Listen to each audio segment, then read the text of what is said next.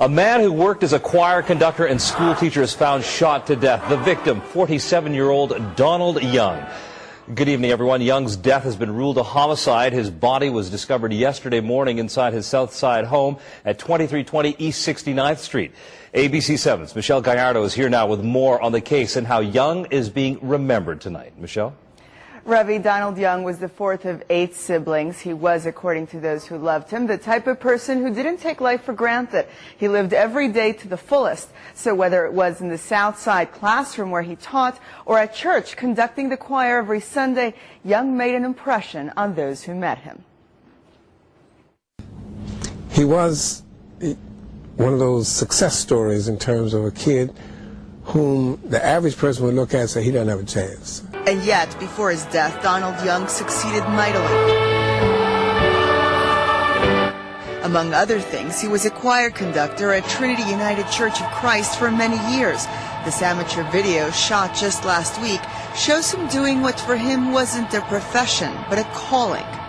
He came to our church as a 12-year-old.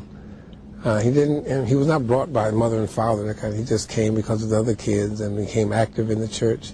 The church became Young's extended family. When news of his killing came during Sunday morning services, Reverend Wright tells us many parishioners got up and went straight to Young's home.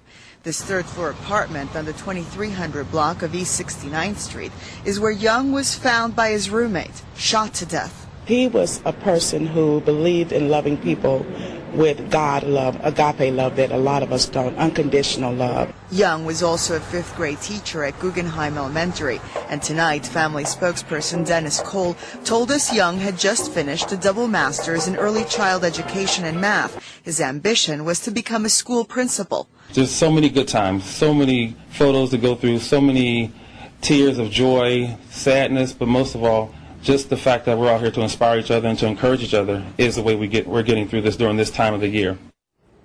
Now, services for Donald Young are scheduled for Thursday evening. As for the investigation, police say they're still conducting interviews. Ravi, as you might expect, Young's family really wants this case solved. As I was leaving the home of one of Young's sisters tonight, one of the relatives basically took my hand and just said to me, you know, we want answers. We want peace. And who doesn't when something like this would happen? Michelle, thanks very much. Merry Christmas. Okay.